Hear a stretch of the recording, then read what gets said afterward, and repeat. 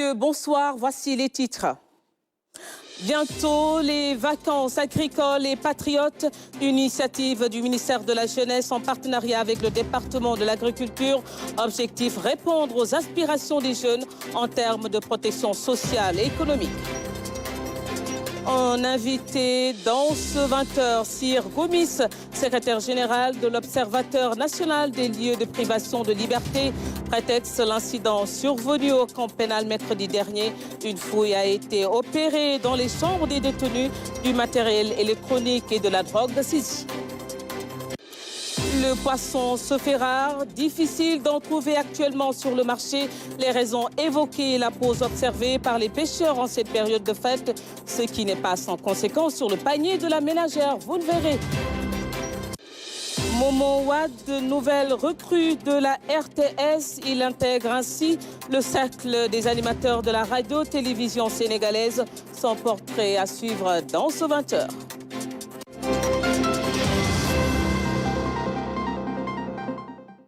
Bienvenue à tous. Visite de travail du ministre de l'Enseignement supérieur à l'université Ibrahima Niasse de Kaolack. Beaucoup de difficultés ont été soulignées. L'autorité dit être dans les dispositions pour des solutions dans l'optique d'améliorer les conditions d'enseignement-apprentissage des étudiants. Claire Diop. Durant 2 jours, l'autorité a visité les sites se trouvant à Kaolack, Fatick et Kaffrine. Accompagné de ses services techniques, le docteur Abdourahmane Diouf est venu s'enquérir des conditions de travail des enseignants, aussi d'apprentissage des étudiants de l'université El Hadj Ibrahima Niasse de Kaolack. Situation faite de visu, séance tenante, des mesures sont annoncées. Nous avons identifié avec les autorités les différents problèmes. Et il y en a 3 essentiellement. Le problème du budget, le problème des infrastructures et le problème du recrutement. Sur le problème du budget, nous avons déjà fait le diagnostic que c'est un problème général pour l'année 2024. Il y aura une loi de finances rectificative. Après la déclaration de politique générale du Premier ministre, nous allons travailler en tant que ministère de faire en sorte d'obtenir les rallonges qui nous permettront de ne pas avoir des fins d'année difficiles. L'UCN, une université thématique, la structure travaille à impulser la souveraineté alimentaire à partir des terroirs. Du point de vue infrastructure, beaucoup de manquements notés. À ce niveau également, l'autorité rassure. Nous avons identifié les problèmes administratifs, les problèmes financiers et les problèmes liés aux différents contrats. Nous avons l'optimisme de croire que le budget qui a été ficelé pour cela pourra être obtenu assez facilement par le ministère pour vous permettre, dès le mois d'octobre, de rentrer dans vos nouveaux locaux, qui sont très jolis et très bien faits au passage. Autre question évoquée, le déficit d'enseignants criards à l'UCN. L'État prévoit un recrutement massif pour combler le gap. On a quantifié 1500 enseignants-chercheurs à recruter pour une première vague. L'UCN a exprimé ses besoins, nous en tenons compte. Nous avons vu que les ratios d'encadrement des étudiants ici est extrêmement problématique. J'ai vu des ratios de 1 enseignant pour 96 étudiants, 1 enseignant pour 196 étudiants, des fois même 1 enseignant pour plus de 200 étudiants. Alors que vous êtes dans des domaines où vous avez besoin de faire de la pratique et vous avez besoin d'avoir la présence physique de vos enseignants pour vous encadrer. La délégation du ministre a aussi rendu visite à la radio communautaire UCN FM, la voix de l'étudiant. L'initiative est saluée par le docteur Abdourahmane Diouf, car cadre d'échange et de partage de toutes les parties prenantes. Créée en 2013, l'UCN, une université d'excellence de 4e génération. Elle a une vocation agricole et se veut le soubassement d'un développement durable à la base. La souveraineté alimentaire au Sénégal, la jeunesse s'engage. Thème des prochaines vacances agricoles et patriotes prévues pendant l'hivernage. Initiative du ministère de la Jeunesse, des Sports et de la Culture en partenariat avec le département de l'Agriculture et de la Souveraineté alimentaire. L'acte a été signé à travers une convention. L'objectif est de répondre de manière holistique aux besoins des jeunes en termes de protection sociale et économique. Pandamboa. Ce partenariat scellé entre les ministères de la Jeunesse et de l'Agriculture et de la Souveraineté alimentaire entre dans le cadre de la vision stratégique du projet commun pour un Sénégal souverain. Ce partenariat symbolise aussi l'engagement des deux tutelles à travailler ensemble et à développer des synergies au bénéfice des jeunes. Durant les grandes vacances scolaires de cette année, notre objectif est de créer de véritables entrepreneurs agricoles à travers l'exploitation de fermes agricoles qui seront des cadres d'expression d'une volonté affirmée de promotion de l'entrepreneuriat dans le secteur de l'agriculture, en tant que moyen efficace de lutte contre la cherté du coût de la vie et de renforcement du pouvoir d'achat des ménages. Cette convention, dira le patron de l'agriculture, est plus qu'un accord. Elle symbolise aussi notre engagement à travailler ensemble, à mutualiser nos ressources et à développer des synergies pour maximiser l'impact de nos actions au bénéfice de la jeunesse sénégalaise. Donc, vive la solidarité gouvernementale. Je suis convaincu que ce partenariat permettra d'apporter des réponses innovantes et durables à des défis multiformes auxquels nous faisons face. Il est donc essentiel que nous maintenions des relations étroites de collaboration, que nous poursuivions nos efforts conjoints pour mobiliser les ressources nécessaires et la réalisation de nos objectifs communs. La culture, les acteurs culturels, les artistes ont un rôle fondamental du point de vue de l'importance qu'ils ont dans la transmission du message, mais également dans l'implication pour l'animation, parce que ce programme également demande de l'animation. Les acteurs donc sont au cœur justement de l'élaboration et la diffusion du message qui doit porter, qui doit faire promouvoir et apporter justement la concrétisation de ce programme un peu partout dans le pays. Ainsi, pendant ces vacances agricoles et patriotiques, les actions qui vont être menées vont fortement contribuer à l'amélioration du niveau de vie des jeunes et à la promotion de l'emploi, sans compter la construction d'un Sénégal plus fort et plus résilient. Du matériel électronique, du chanvre indien, des couteaux et autres objets tranchants ont été trouvés par les agents de l'administration pénitentiaire du camp pénal lors des fouilles opérées dans les chambres des détenus. Des fouilles menées après les événements survenus mercredi dernier. Dans la matinée, tout est parti d'un refus de certains détenus de la chambre 8 de répondre à l'appel nominatif. Et pour en parler, nous recevons sur ce plateau M. Sir Gomis, secrétaire général de l'Observateur des lieux de privation de liberté. Bonsoir, M. Gomis. Bonsoir, Madame. Êtes-vous surpris, oui ou non, par ce qui s'est passé au camp pénal? Oui, surpris, nous le sommes par rapport au camp pénal, mais la mutinerie, elle est inhérente à la vie carcérale. Voilà. Je disais que surpris par rapport au camp pénal, oui, mais les questions de mutinerie sont inhérentes à la vie en prison. Êtes-vous allé sur place? Oui. Le jour même, dans l'après-midi, j'ai été dépêché sur place par monsieur l'Observateur national. Mais compte tenu de la situation qui était un peu tendue, j'ai dû renoncer et je suis revenu le lendemain. Et j'ai eu une entrevue avec le directeur pendant presque 45 minutes. Voilà. Ce malaise survenu justement au camp pénal traduit un mal-être au niveau des prisons. Quels sont aujourd'hui les facteurs explicatifs de cette situation? Oui, le magistrat que je suis pourrait se contenter d'une réponse purement juridique en disant que l'administration pénitentiaire a pour mission de veiller à la sécurité et de préparer les personnes condamnées à la réinsertion. Mais il faut aller au-delà, peut-être emprunter aux sociologues de conception de la chose. C'est une façon, l'homme étant naturellement destiné à la liberté, s'il est retenu dans les liens de la détention, il a tendance à contester l'autorité pour retrouver ce qui est sa vocation naturelle, c'est d'être en liberté.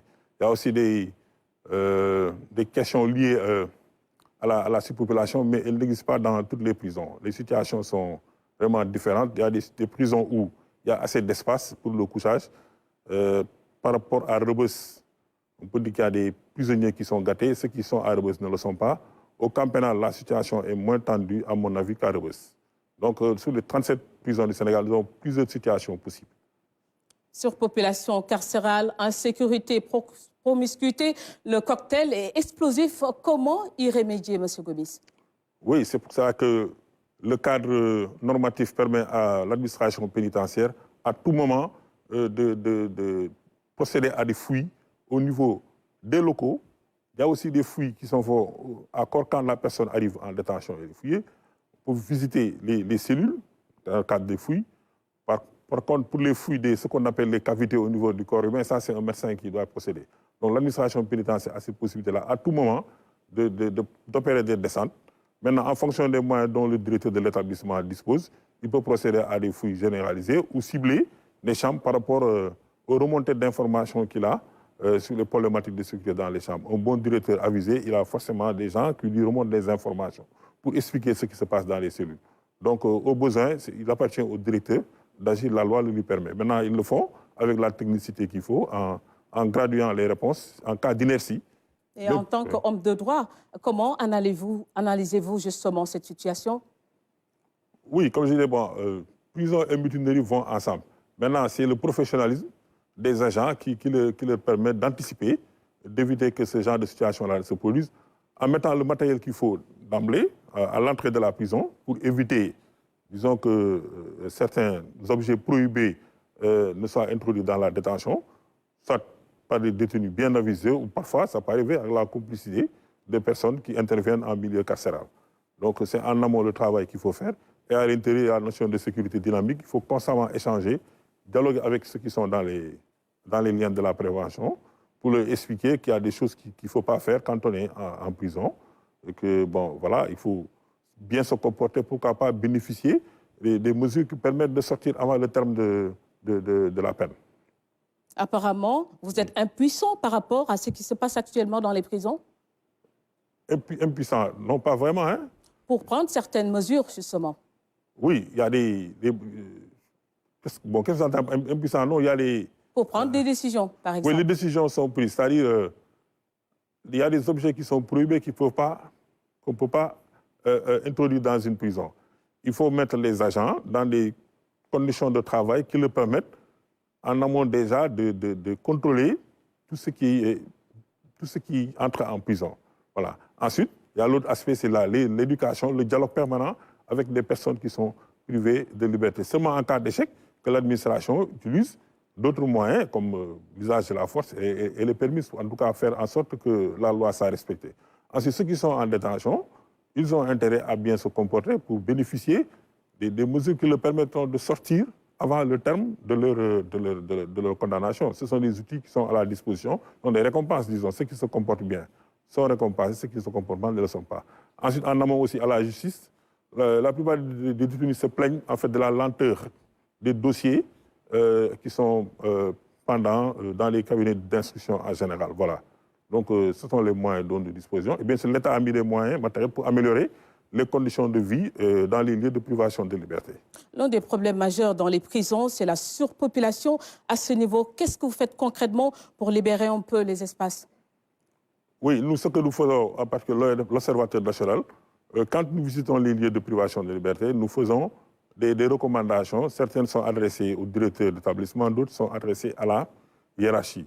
Nous avons aussi la possibilité de donner nos avis sur tout projet, en tout cas concernant les lieux de privation de liberté, notre avis par rapport à l'alimentation, par rapport au couchage.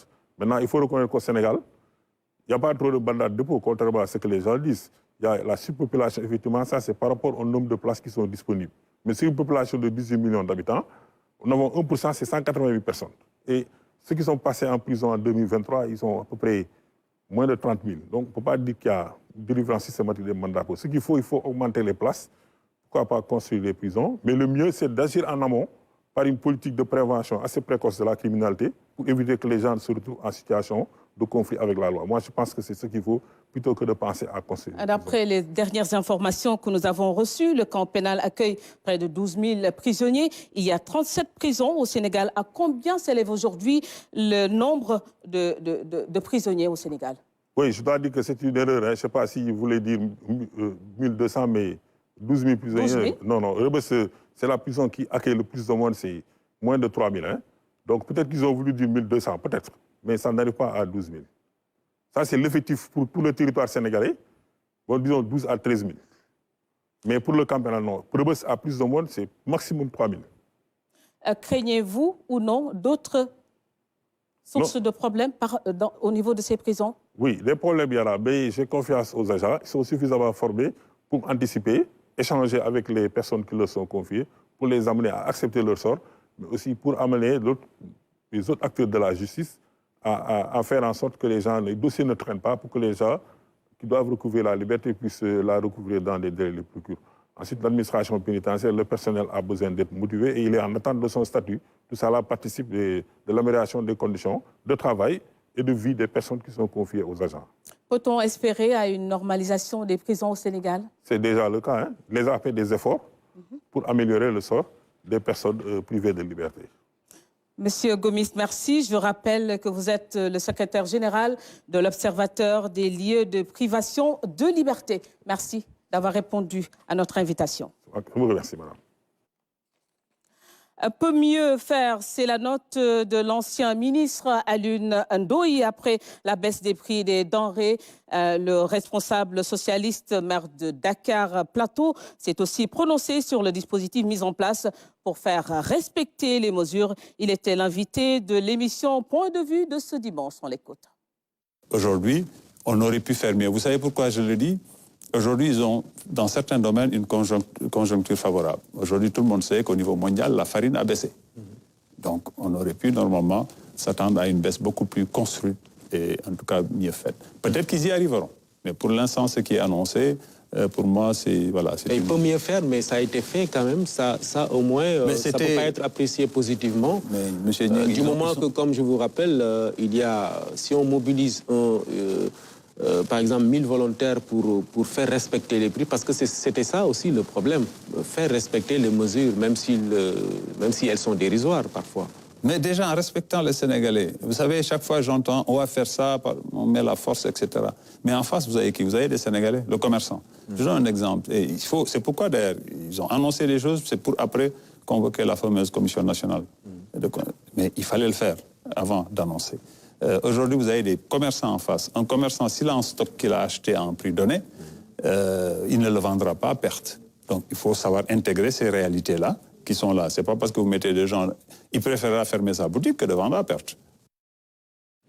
Ouverture ce dimanche au Rwanda de la campagne pour les élections présidentielles et législatives des 14 et 15 juillet prochains. Candidat à sa propre succession, le président Kagame, qui fait face donc à deux autres prétendants au fauteuil présidentiel à la tête d'une coalition de 8 partis du Front patriotique rwandais. Il est largement donné favori. Nous retrouvons notre envoyé spécial René Massigadoufa.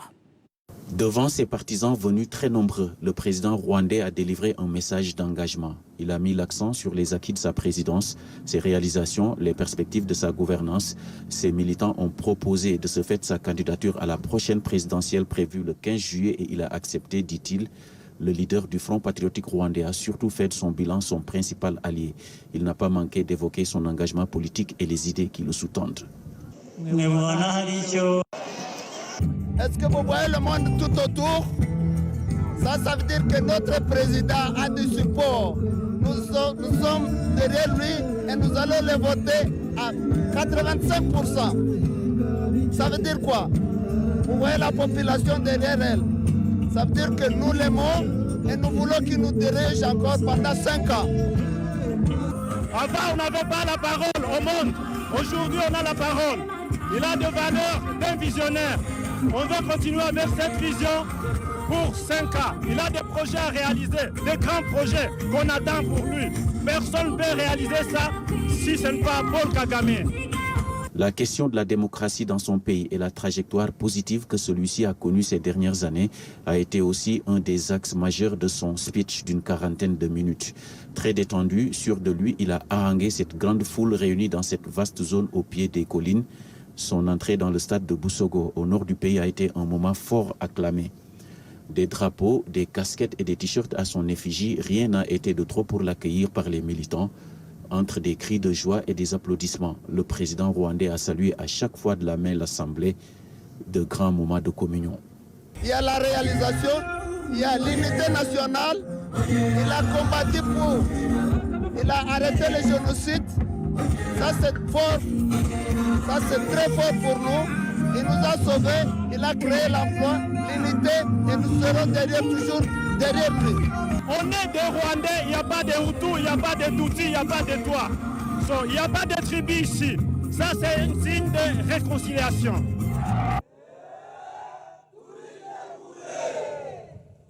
Muri politiki nziza niko bihinduka. Ici, on est au nord du pays. Après le génocide contre les Tutsis, il y avait une insécurité terrible. Alors, il y a un message particulier pour les personnes qui sont venues ici pour dire, vous connaissez très bien la sécurité qui est venue au pays, vous connaissez ce qui s'est passé. La ville de Musanze, c'est la deuxième grande ville au Rwanda. Alors, il essaie de dire, ensemble, on a fait quelque chose de spécial, on va continuer ensemble. C'est ça le message du président ce matin. Cette grande manifestation politique du parti au pouvoir rwandais marque le début de la campagne pour les élections présidentielles et législatives prévues les 14 et 15 juillet 2024. En face du président sortant, 2 autres candidats sont en lice à la tête d'une coalition de 8 partis. Le leader du Front patriotique rwandais est donné largement favori par tous les observateurs. Chez nous, le poisson se fait rare, difficile d'en trouver actuellement sur le marché. Les raisons évoquées, la pause observée par les pêcheurs après la Tabaski. Soumbédioune, par exemple, peine toujours à retrouver son ambiance habituelle. Il n'y a pas assez de poissons. Pêcheurs et mareyeurs sont aussi à la recherche de clients. Mamadou Sakiné. Au quai de pêche de Soumbédioune, l'activité est au ralenti. Les quelques pêcheurs partis à mer débarquent. Dans leur bagage, il y a du poisson, mais pas assez, aux grandes dames des clients.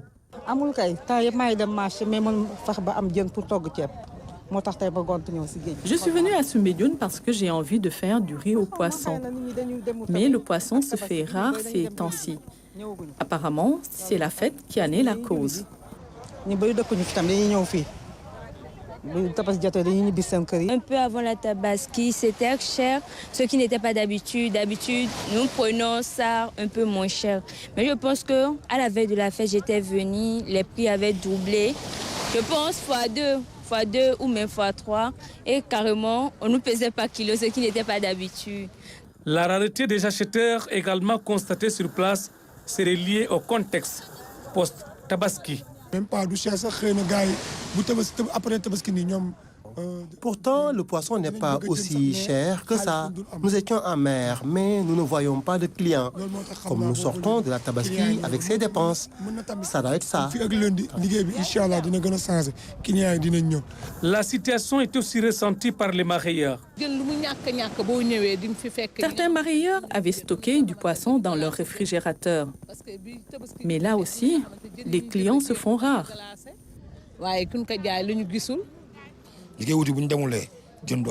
Si les pêcheurs ne partent pas en mer, le poisson se fait rare, donc la situation se répercute sur notre travail. Ils espèrent tous la reprise correcte de l'activité en début de semaine. Soumbédioune va après renouer avec son ambiance habituelle. Même constat à Saint-Louis, la vieille ville, l'ambiance inhabituelle dans les marchés aux poissons et quais de pêche. L'activité est au ralenti actuellement. La Tabaski est l'occasion pour les pêcheurs de se reposer et de passer des moments en famille. Certains pêcheurs en profitent justement pour revoir leur matériel Abdouad. Habituellement très animés, les différents quais de pêche de Saint-Louis sont désertés par les clients ainsi que les travailleurs. Tabaski oblige. Les pirogues sont à quai, les camions frigorifiques à l'arrêt, les caisses à poissons, tous vides.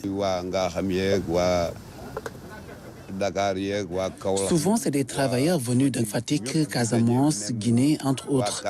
Avec la fête, ils en profitent pour prendre des congés, d'autres pour aller travailler dans les champs.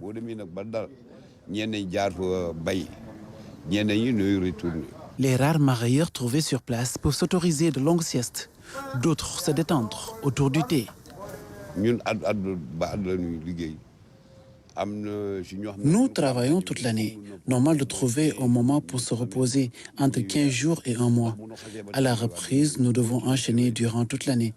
Quelques pirogues sont parties en mer, mais c'est pour pêcher 5 à 6 caisses de poissons. Actuellement, la pêche est au ralenti.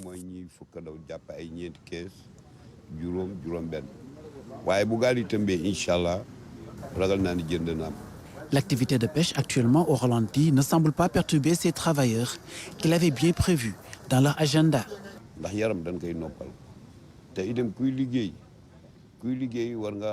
On l'avait prévu. À un moment donné, il faut savoir marquer un temps d'arrêt pour se reposer.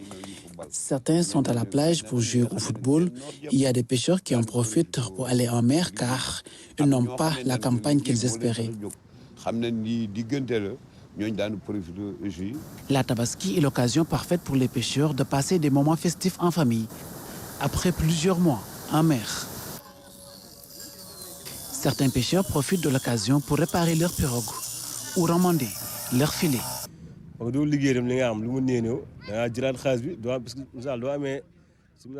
Il faut réparer le matériel, c'est très important.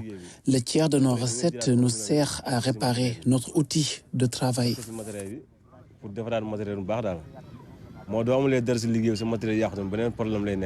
Dans quelques jours, ils prendront le nord, en direction de la Mauritanie.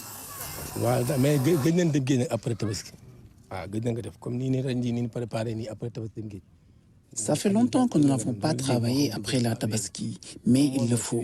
La campagne, c'était de janvier au mois de juillet, mais la Tabaski a empiété sur la campagne.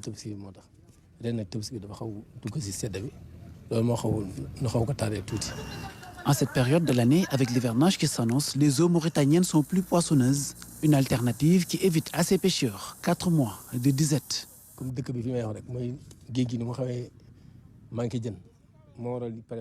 C'est la raison pour laquelle nous nous préparons activement pour aller en Mauritanie, espérant trouver mieux là-bas. Rester 4 mois ici sans gagner un franc, c'est impensable.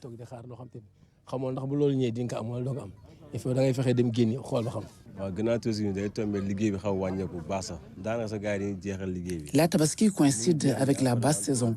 Ici, très compliqué d'attendre 4 mois. Aller en Mauritanie est la meilleure alternative.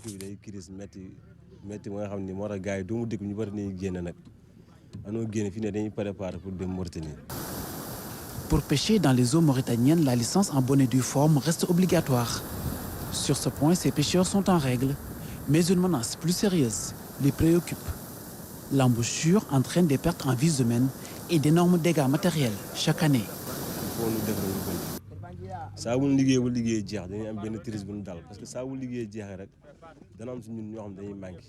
Il est impératif de trouver une solution au danger de l'embouchure. À chaque campagne, nous perdons des membres de notre équipage. Ces pertes en vies humaines relèguent les dégâts matériels pourtant estimés à des dizaines de millions de francs CFA au second plan.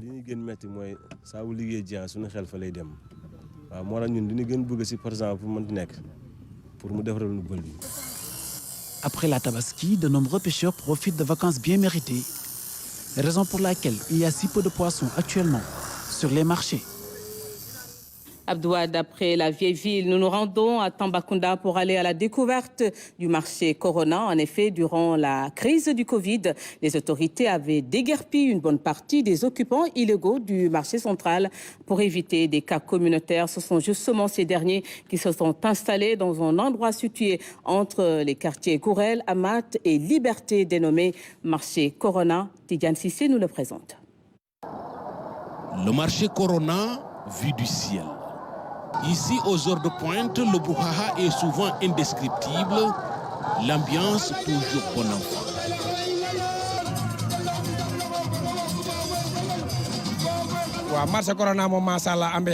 Au marché Corona, c'est l'ambiance et le travail. Moi, je ne vends pas ce qui est très cher, car la vie est très dure. Moi, j'anime, car on ne peut pas passer tout son temps à se fâcher matin, midi, soir, pour rien. Fruits, légumes, viande, vêtements, produits cosmétiques, bref, on trouve tout maintenant au marché Corona.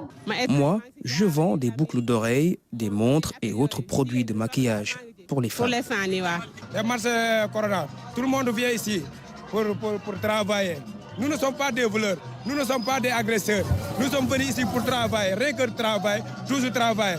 Comme le président Diomaye a dit. Quand on est commerçant, on a besoin de clients pour écouler nos produits et marchandises. Et quand j'ai constaté qu'il y avait beaucoup de clients ici, j'ai décidé aussi de venir. Ce marché a été créé en 2020 durant la pandémie de la Covid-19.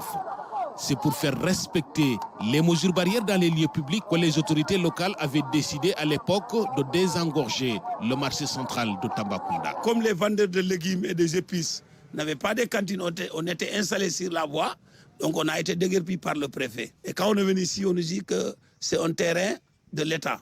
On a dit donc comme c'est un terrain de l'État, on va s'installer. Et il fallait trouver un endroit où mettre ces gens qui seront déguerpis.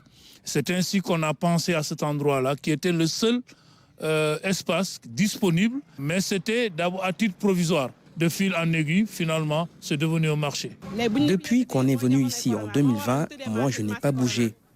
J'étais très fâché à l'époque. Mais maintenant, je ne me plains pas. Le commerce marche très bien ici.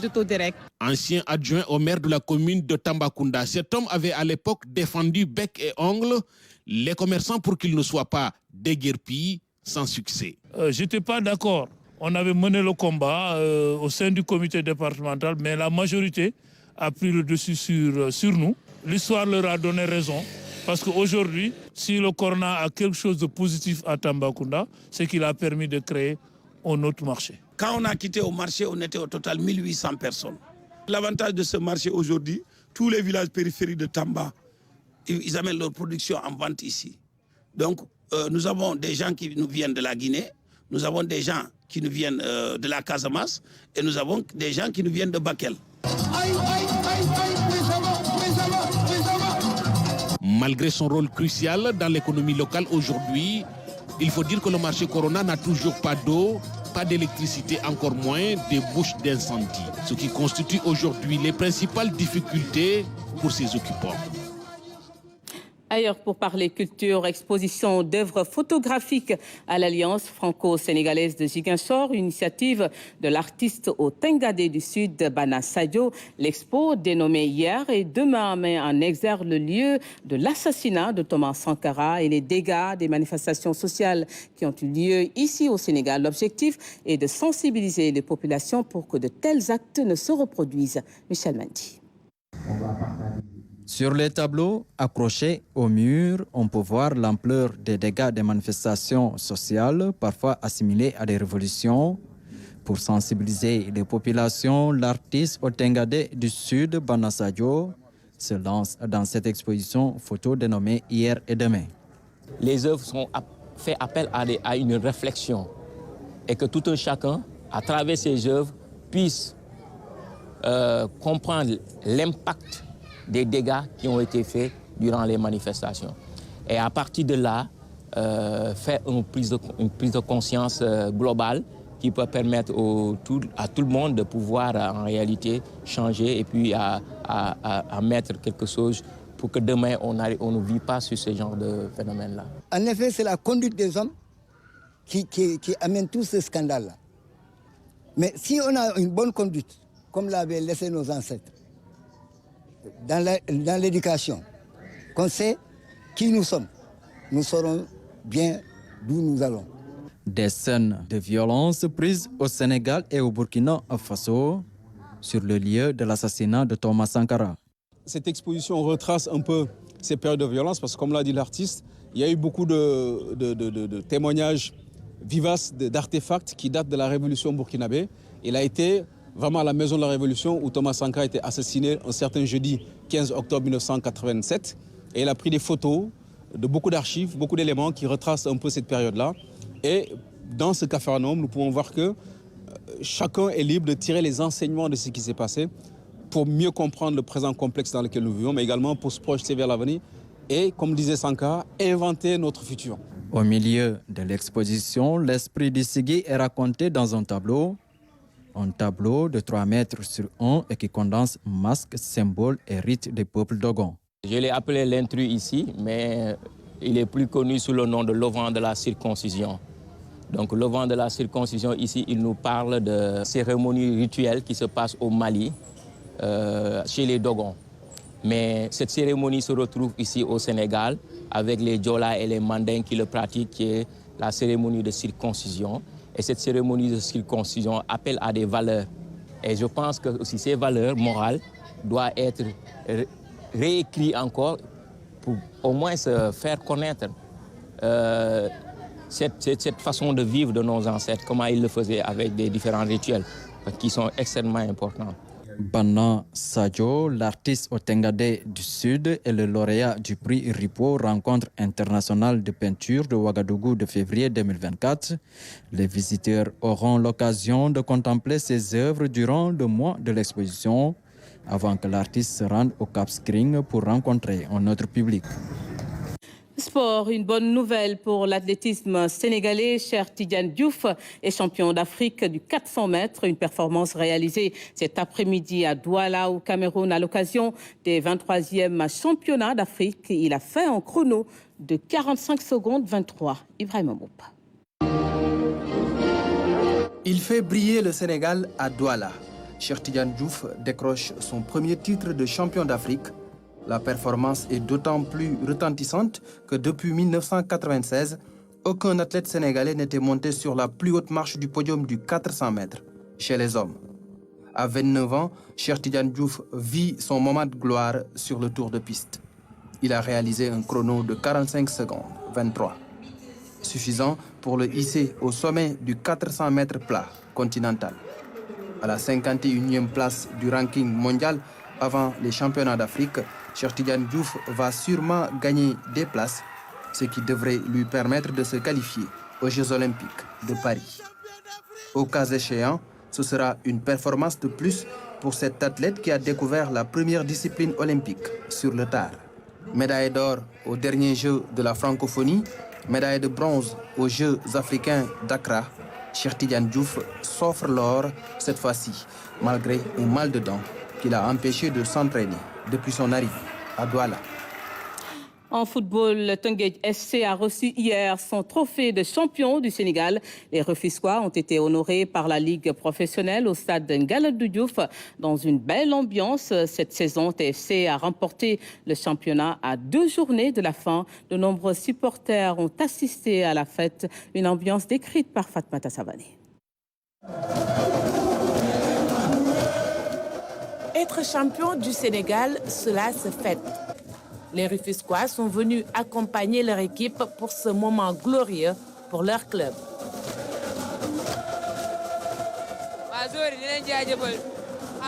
On est heureux et comblé vu le parcours de notre équipe. On est fiers, on va les accompagner.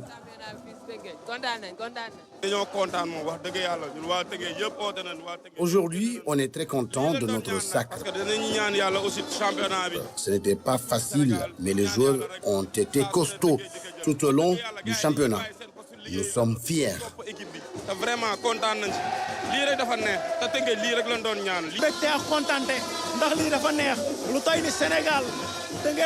Du bonheur et de la fierté.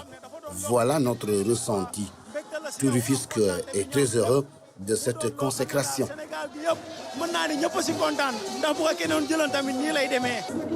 L'organisation de cette cérémonie de remise est une occasion pour la Ligue professionnelle de magnifier le déroulé du championnat, mais aussi de féliciter tous les acteurs.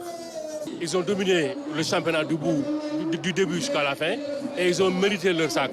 Teungueth est un beau champion et aujourd'hui, c'est la dernière. Et nous sommes venus pour consacrer Teungueth, qui n'est pas à sa première. C'est la deuxième fois qu'ils sont champions de la Ligue sénégalaise de football professionnel. Ils sont allés en Afrique 2 fois. Ils vont y aller encore une 3e fois. Teungueth FC, un club qui a intégré la Ligue professionnelle en 2014-2015, est désormais un des clubs phares du pays. Son président affiche sa fierté. Dire merci à tout le monde, dire alhamdoulilah, dire merci à toute la population sénégalaise, aux Rufisquois, à tous les gens, parce que c'était difficile. On a démarré une saison au mois de juin, de recrutement comme toutes les équipes. Donc sur 14 équipes, si Dieu vous donne le trophée, il y a du travail, mais il faut être reconnaissant et savoir que le plus dur commence. Tout le monde nous attend, ça va être encore plus dur, chaque année c'est encore plus dur. Mais ça c'est un état d'esprit qu'il faut inculquer.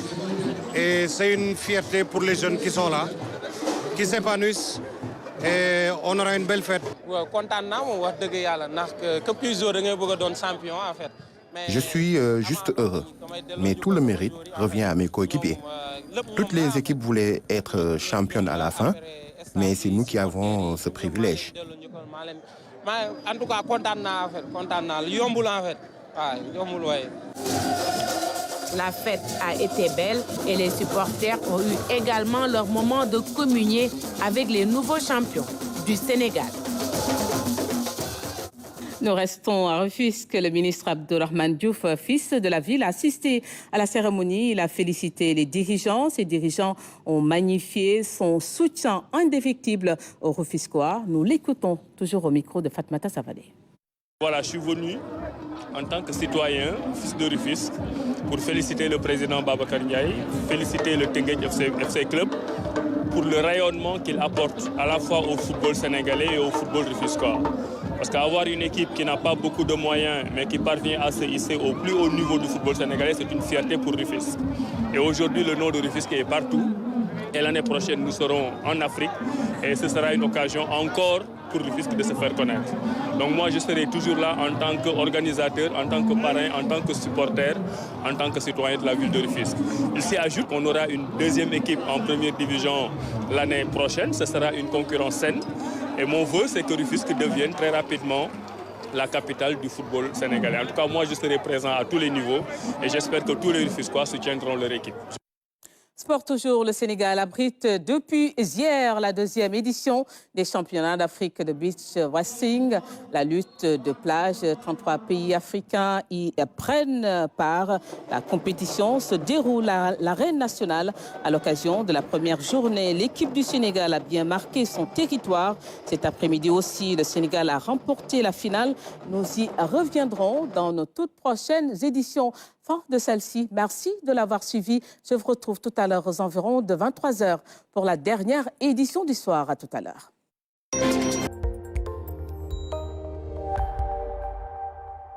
À l'instar des pays de l'Union africaine,